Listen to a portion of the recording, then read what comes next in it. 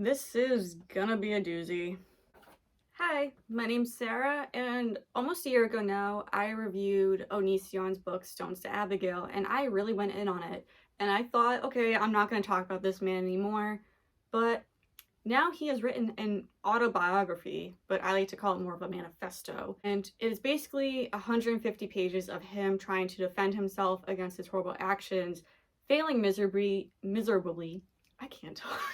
He fails at it. Just going off on tangents and analogies that don't make sense, and believe it or not, he actually decides, like, spoiler alert, in the last chapter, he says, I'm not going to talk about my life anymore. I'm going to finish this book.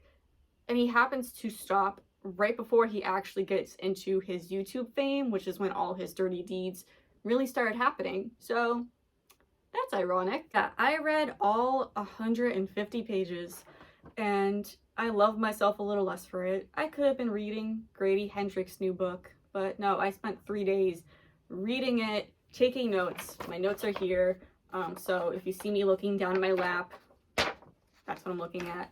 Also, quick disclaimer, or a couple disclaimers. There's going to be talk of a lot of triggering content in this book, or video, review, whatever, such as Onision himself, grooming, abuse, terminating pregnancies, sexual relations with minors, all that jazz. So if any of that is too sensitive for you, please skip over this video. Also, you're probably going to be hearing a lot of background noise in this video, such as like the heater going on, a dog barking. If any of that happens, I apologize in advance. Also, I wore a Donald Glover shirt in my last video, so I decided to wear another one. I like this man. This is a good man. I feel safe in a room alone with this man. Onision, not so much. So, I'm just gonna get into it. And another disclaimer. If it seems like I'm bouncing around from subject to subject really quickly, that is not me being disorganized. That is literally because that's how Onision's book was written. He goes off on tangents and analogies just out of the blue. I skimmed a lot, and I basically just took notes on stuff I personally found noteworthy.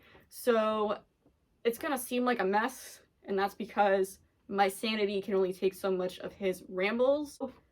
This video is gonna be chaotic is what I'm saying, and I'm already 3 minutes into recording, so let's just get into it. Here we go! Yeah! Yeah! Yeah! Blah, blah, blah, blah, blah. So right off the bat, he tries to claim that he was considered a brilliant writer back in high school, and sure, Jan. Then he also goes in to how he's not popular despite how he has billions of views on his videos, and it just seems like another way for him to appear humble but still stroke his ego. This whole book is basically just one big ego stroke for him. Now, basically the whole reason he even wrote this book in the first place is to defend himself against the grooming allegations that him and his spouse are now basically have been run off the internet for. And he uses a lot of analogies that don't make sense, and I'm not going to get into all of them, but the first one is the dog unaliver analogy, as I'm going to call it. And basically what he says is, say you have a person who's accused of offing their dog by 10 people, and everyone believes the 10 people, and that person's life is ruined, but it turns out the accusers are car thieves. How terrible, right? And this analogy makes no sense, and clearly it's just him saying, well, I was accused of grooming by people who have done bad things themselves. But just going off his own example here, just because those people are car thieves do not mean that they're lying about the dog being killed. Secondly, maybe this is just me, but I feel like morality-wise, stealing a car is, yeah, it's not the best thing, but it's definitely not as bad as taking an innocent life, such as a dog or a tortoise. Then I have 2 pages in, he's once again trying so hard to sound like a nihilist. It comes off like an edgy middle schooler who just watched Fight Club or American Psycho for the first time. And that's basically, if you don't know anything about Onision, that's all you need to know about him. Another disclaimer. Throughout this video, I will be referring to him as either Onision or Greg, but I do just want to say that since all of this has gone down, he has legally changed his name to James, but he has changed his name more than he changes his underwear, so for the sake of avoiding confusion, I'm just going to be calling him either Onision or Greg. So at one point he says, "If you are honest, the foundation will often weather any storm or cross-examination," or the heater coming on. This is once again him going off on his BS of, "I'm the most honest YouTuber / person." But that's not true. He's been caught lying before, and not only that, but he's been caught either stretching the truth or only telling the parts of the truth that make him look good, which at times can be just as bad as lying. So his foundation is made of pool noodles. Now he says the reason he's writing this manifesto was because "I was blackmailed into sleeping with an adult who I had sheltered for a few months about a year prior due to," and then he spills some of Sarah's private information that she has been trying to keep under the rug for years, and he just outed it for everyone to read. So I have a few things to say about this quote. One, let's be clear, he was not blackmailed by Sarah. Him and his spouse groomed her. Two, she was 18 when they had sexual relations with her. That is barely an adult. Yes, it is adult in the eyes of the law, but let's be real. 18 is still a teenager. Sarah's prefrontal cortex was not fully formed yet. She had gone through years of manipulation by these two people. So just because she was an adult in the eyes of the law doesn't make it okay. Plus, Onision was in his 30s. 3. Sarah lived with Onision and his spouse Kai, Lainey. I don't know their name either anymore because, again, they change their name all the time. But basically, Sarah lived with them for off and on roughly 3 years, and for the first duration she lived with them, it was for 4 months. That's a quarter of a year. That's more than just a few months. And 4, way to once again release someone's private information that they trusted you with. So then he goes into about his early life, and he talks about how his mother's doctor suggested while she was pregnant with him that she terminate the pregnancy because there was something wrong with his head shape, where basically he had like a Hey Arnold football head but in reverse, and the doctor was concerned. And he says, "Some of you are slapping your knees saying, 'Dang it, that was our chance.' You are toxic for wishing death on people, but that's none of my business. In the case of you, yeah, get that fetus, kill that fetus." Now, throughout this book, he makes several accusations about his father and basically accuses his father of doing everything terrible under the sun. And I am not here to say whether or not his father did any of those things, but coming from someone like Onision himself and just how many things he accuses him of, it's hard to believe. And not only that, but a lot of these accusations are not things that Onision saw firsthand. It's stuff that just he's relying on his wacky mother telling him. And for one of those things is that his mother told him that his father slept with his cousin, and then Onision uses this as leeway to admit that he kissed his cousin at 13 years old. I believe the latter of those claims. So then he brags about being how his whole life he's been such a good fighter, and like even in 2nd grade he was beating the shit out of kids just flawlessly, and it's like weird flex but all right. And at one point he says, "I've had a hero complex since the day I could lift my fist." What? In my last review I did talk about Onision's saber complex and how basically his first fictional book, Stones to Abigail, was basically his way of fulfilling it. And it's like, just because you admit that you have a hero complex does not excuse you of your delusions and your horrible actions that have derived from this said complex. So, and then he goes on to his YouTube fame and he answers the question of how he became famous on YouTube in the first place. And he says, "It happened because I was an algorithm god."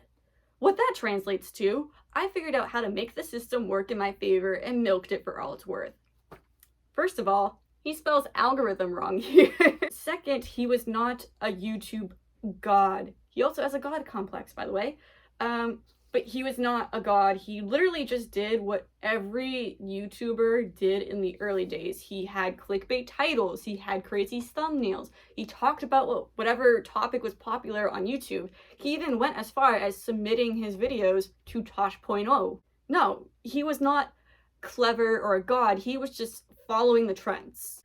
Then I have in my notes here, he rambles so much I'm already full of his word salad and find myself skimming a lot already. I'm only 18 pages in. He talks about winning a poetry contest in elementary school and said, "God, I love the attention." You don't say. He tells a lot of anecdotes from his childhood, such as injuries he had that required hospital visits, but nothing really sticks with you.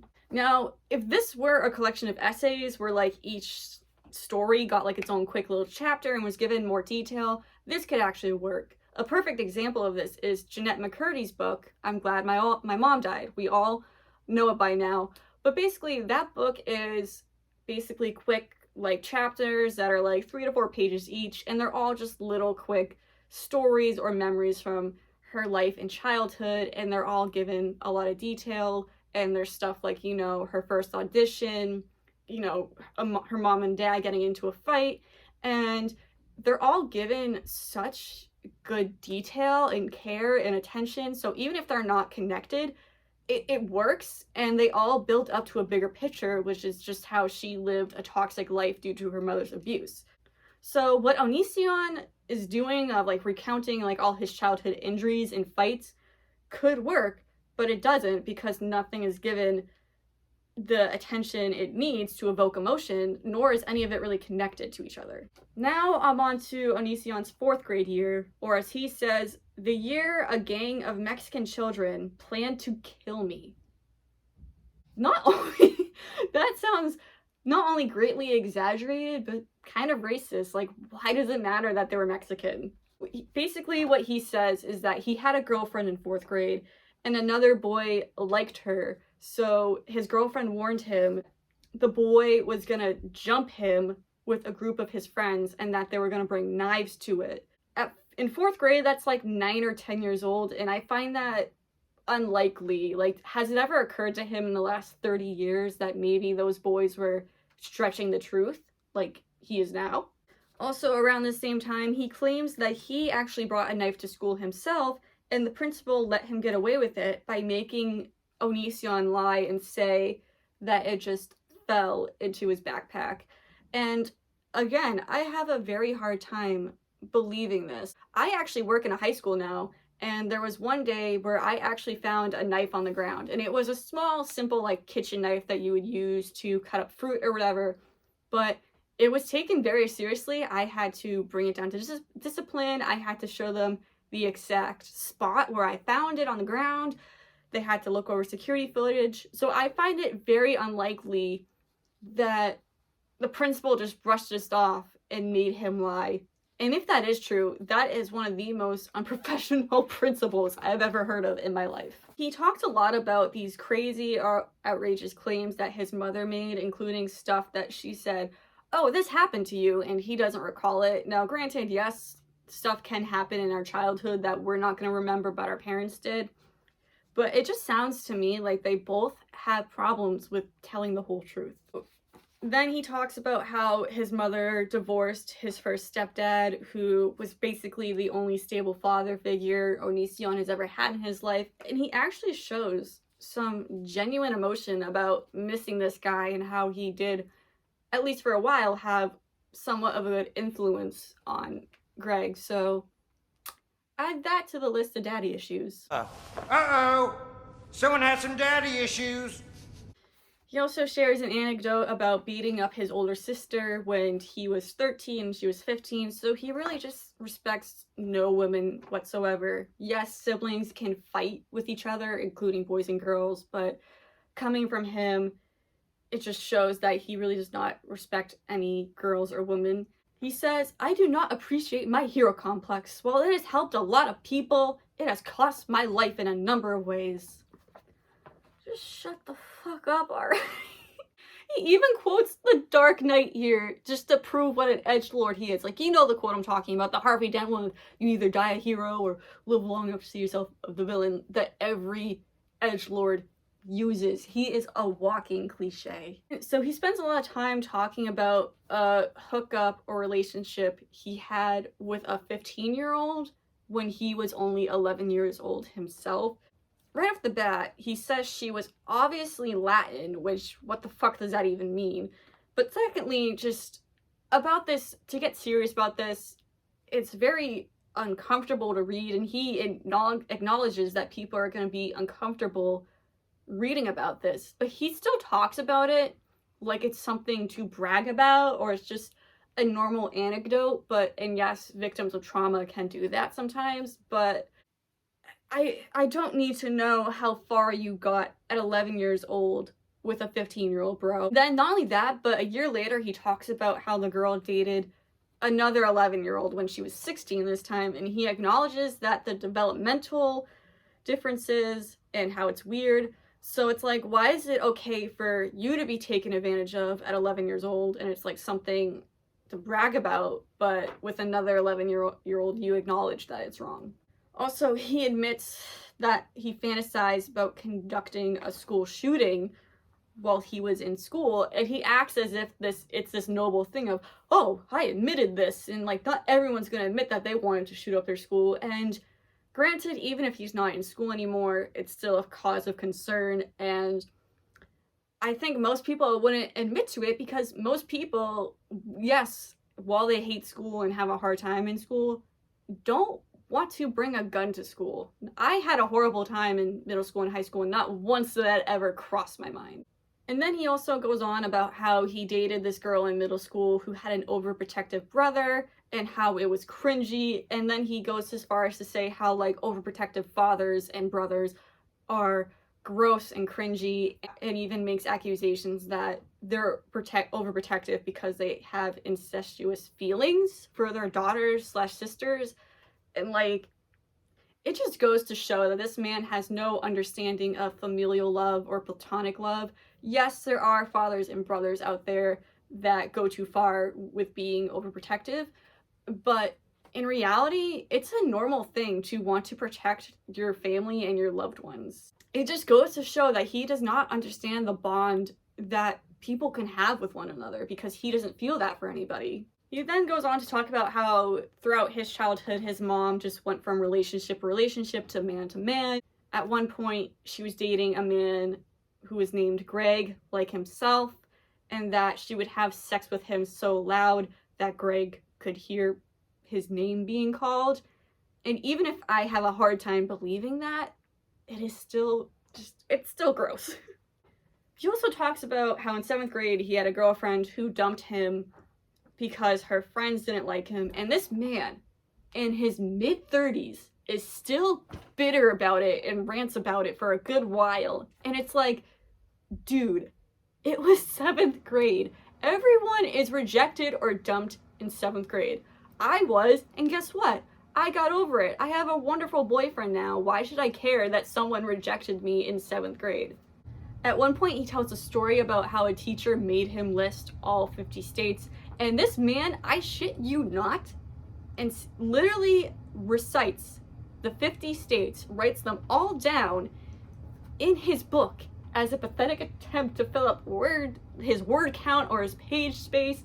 And it's like, dude, you don't have to do that. You can just say, I listed the 50 states, but I forgot like Rhode Island or whatever. You don't have to literally write out Alabama, Alaska, Arizona. That is so tedious. And then also throughout this book, I haven't been talking about it, but like he puts in italics or like parentheses what he's doing as he's writing, such as laughs or chuckles. And at one point, I shit you not, he literally writes out, opens juice box before continuing to type. What? When I asked for details, this was not the details I was talking about. If this is his weird way of trying to make his writing immersive or detailed, it's not working. And again, it just feels like a needless way to fill up his word count. So then he randomly brings up Shane Dawson and how they have similar penises, and it's like, for the love of God, please stop talking about your and others' genitalia. I feel I've had enough. He starts his smear campaign on the devil's lettuce again, which he has done many times in the past. We get it, dude. You think you're superior because you don't partake. He even goes as far as to shit on Dave Grohl and talks about how, while writing this, he was listening to Dave Grohl's memoir, which I actually have read Dave Grohl's memoir. I highly recommend that over this shit. In the book, Dave Grohl talked about how much he partakes in the devil's lettuce, and Onision says that he should just divorce his wife because he clearly loves pot more, in like a weird sort of like, you like the whole like, if you love it so much, why don't you marry it? Now I may be a little biased here because I am a huge Dave Grohl fan, and yeah, he may smoke pot, but that man has been in two of the most successful and iconic bands of the last couple of decades. He's very talented, he's very charismatic. I've seen him perform live when he had his broken leg, and he did a good job even when he wasn't mobile. He has more talent, success, money, charm, personality in his whole body than Onision has in his pinky finger. So again, someone just sounds bitter. Fresh pot! Celebrate me! Now going back to Onision's story, he mentioned that he was still a virgin at the end of 8th grade and he was like upset about it. Okay, so you were still a virgin, as one should be at the end of 8th grade. Like, I'm not here to judge people's sexual history, but I feel like it needs to be said. Hello? I feel like it just needs to be said. Being a virgin at the end of middle school, high school, or even college is totally normal and acceptable. Your main goal in life should not be to just have sex. Onision even later admits that basically his whole goal in life is to just procreate and have as much sex as he can. But that shouldn't be the only goal you have in life, and it's totally okay to still be a virgin at whatever age, whether you're 18 or 80, it's okay. Right, so then I have in my notes, he takes so much time explaining stuff that doesn't matter, like describing random teachers, and I'm gonna get into some of the teachers he describes from his high school days. Now, when describing one teacher, he says, if there were a teacher I'd expect to have a scandal of impregnating multiple students, it was him. Why were you thinking that? I never, yes, I thought some of my high school teachers were cute or whatever, but that never crossed my mind about any of my teachers in high school. It's like he just assumes everybody's a sexual deviant or piece of shit because he's one. And then he also talks about like these two random ass women teachers that he found attractive, and he says, I actually think realistically both teachers would totally sleep/date with me /date me if I was older.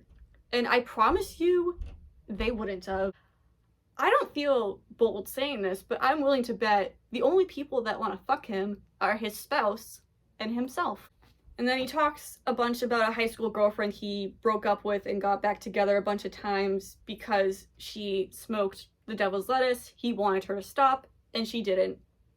It's funny how people who don't learn from history are doomed, to repeat it, deemed. And then also he claims that he's had sex at least 5,000 times in his life. One, I don't need to know that. Two, getting off to hentai 8 times a day does not count as having sex. I'm talking about sex so much, I'm sorry. But he acts like he's always been this sex god and that he's always been great at lovemaking. And he even claims that like the girl who took his V card thought he was lying because he was just so good at it. If you have to brag about how good you are in bed, people are gonna automatically assume that you're lying. So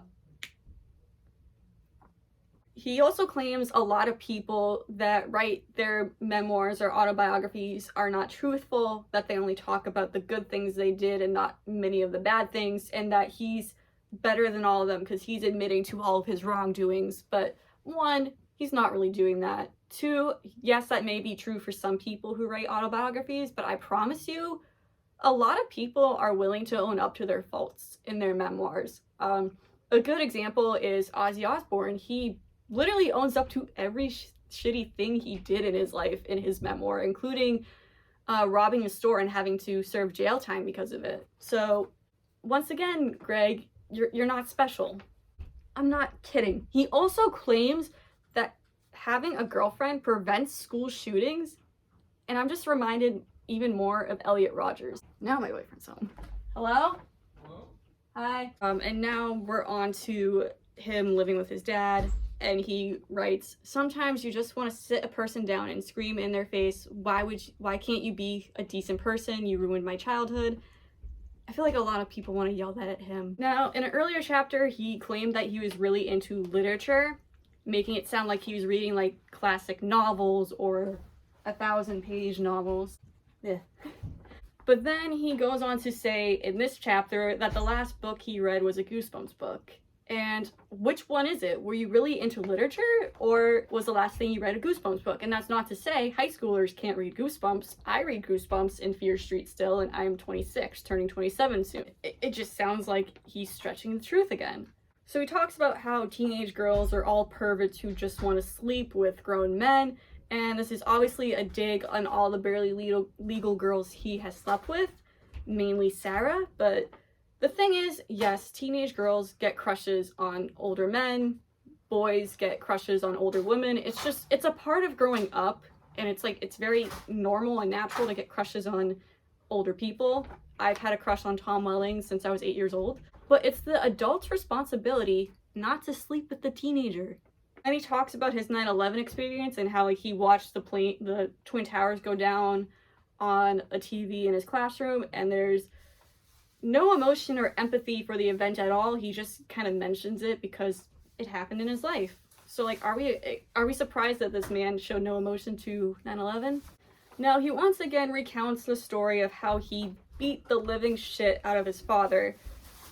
So basically what happened was he was in the car with his dad, and he claims that his dad started choking him after he called his stepmom a fucking bitch while he was listening to Rob Zombie, no less.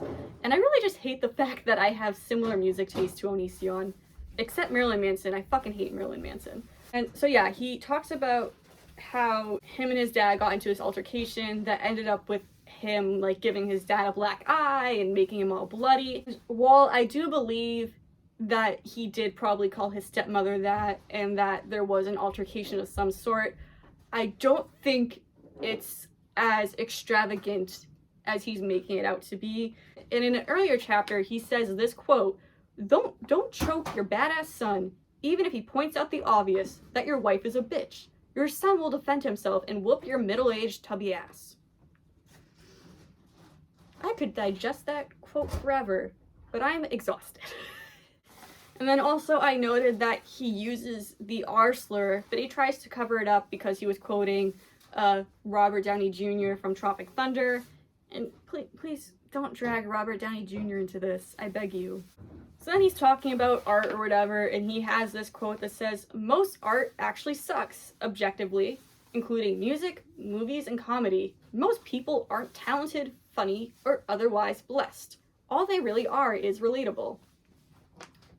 So I guess it's okay for me to say that this writing is fucking garbage, and you can't get mad at it.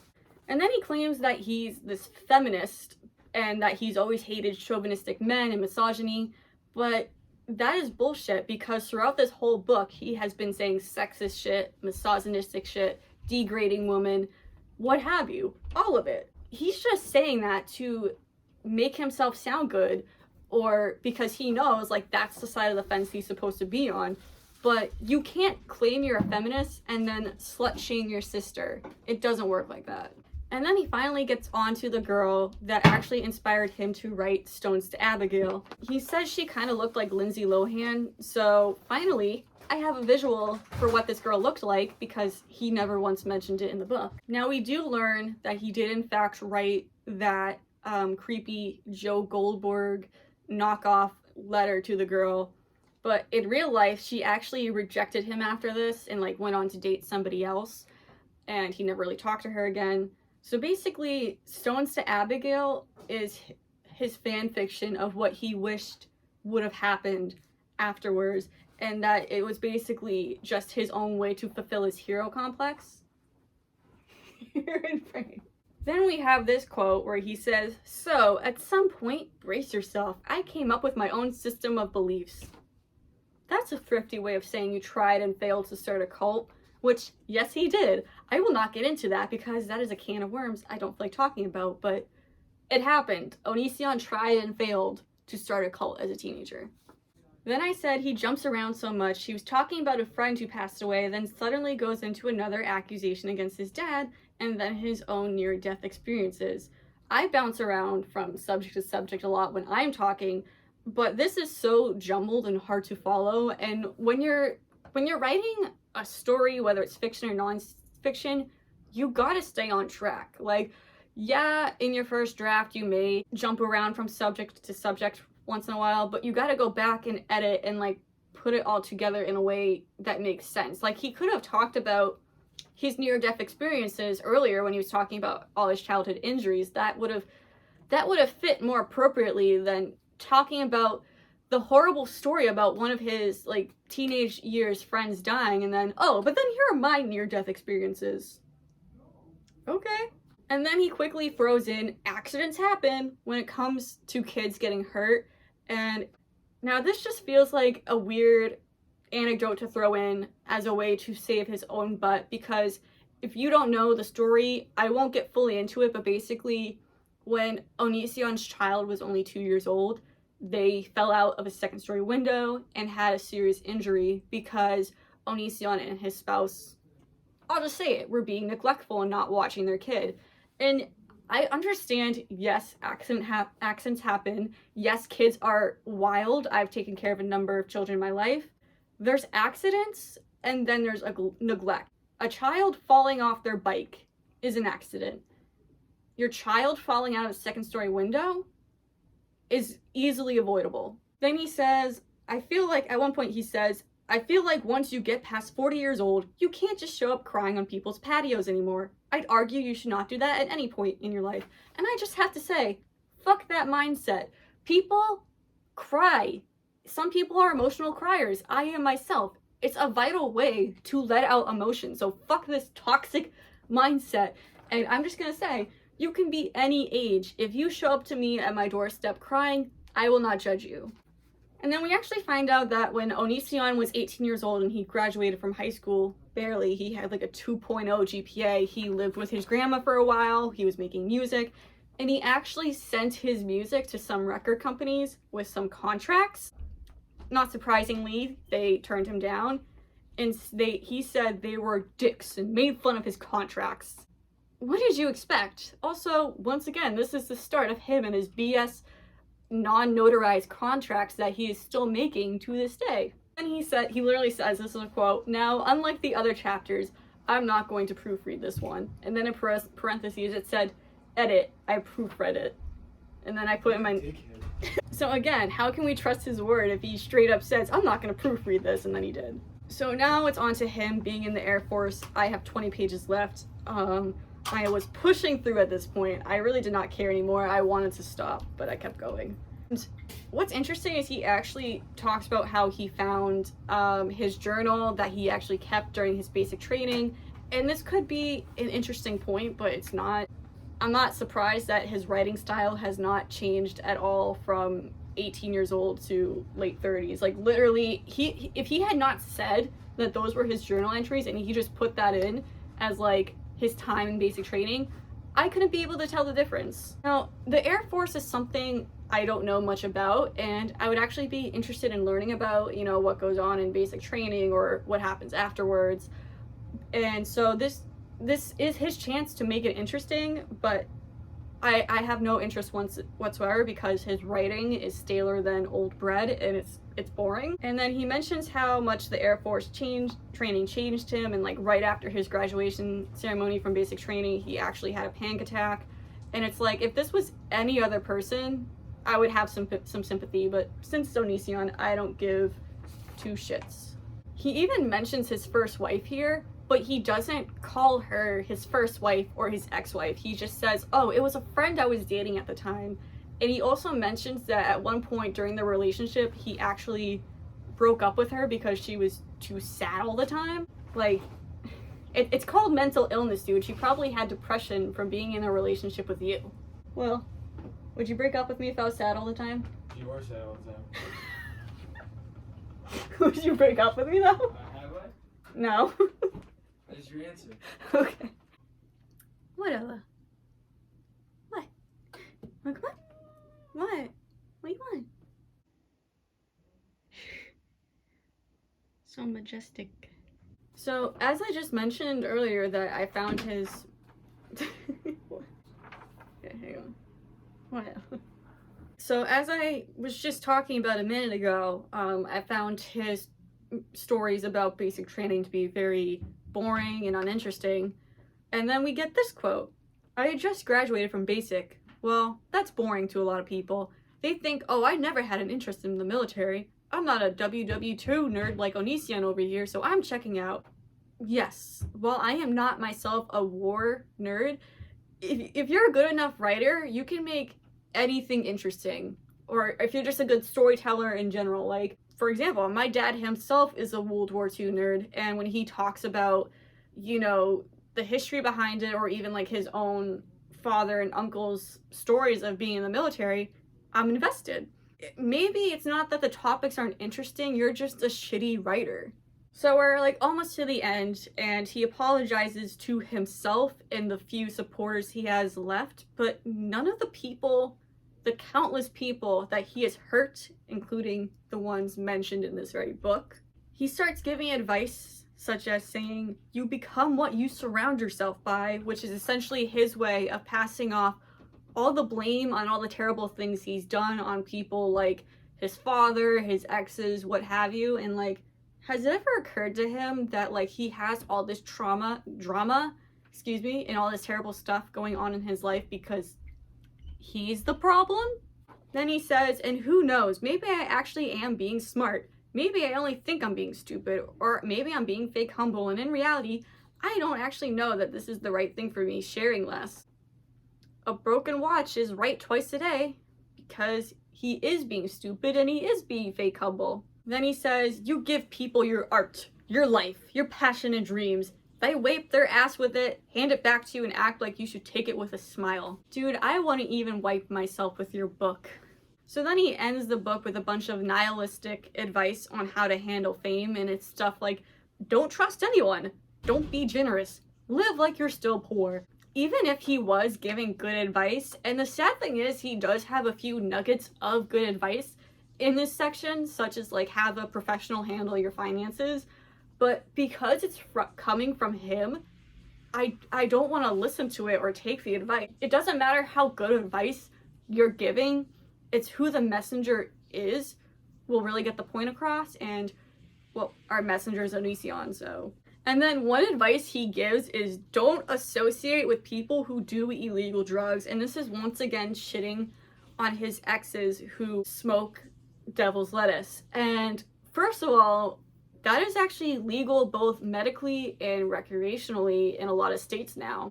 I'm not gonna get into the whole war on drugs and how they were made illegal in the first place, because that is a whole can of worms that I do not have the credentials to touch upon. All I'm gonna say is somebody doing drugs, whether it's the devil's lettuce or something heavier, does not make them a bad person. Following the law does not always equate to being a morally sound person. Case in point, Onision. And then he at one point he says, I don't talk to people like you in real life, so why the fuck would I write a book for you? LOL. He actually wrote out LOL, and well, you kind of just did, dude. Then he claims that he never lost his fans because fans aren't something you can lose, and fans will be like undyingly loyal to you no matter what. And that is such a skewed view on what it means to be a fan of something. And like that is not being a fan, that is having a blind obsession with something. And let's not forget that people's interests and like likes and tastes and palettes change throughout their lives. Like, how many of us were fans of shows like Barney as a kid and we're not anymore? Like, people change. And finally the book ends. He just decides that he doesn't want to write anymore, that he doesn't feel the need to share his private life with people anymore. Ironically, this is right before he starts his YouTube career and like all of his real dirty work came into play, being abusive to multiple partners and grooming multiple minors. Like that, this is when he decides to end. But that is it. I have finished. Fuck that. Forever. This video is gonna take forever to edit. I had to stop filming multiple times because my camera died. I had to film on my phone instead. But I am done. I really don't feel like talking about it anymore. Thank you so much for bearing with me throughout this. If you can't tell, my voice is starting to go because I ranted and raved so much. Feel free to like, comment, subscribe, whatever YouTubers tell you to do. Feel free to follow my Twitter or my Letterboxd, whatever. I'll put all of that down in the description. Thanks for watching.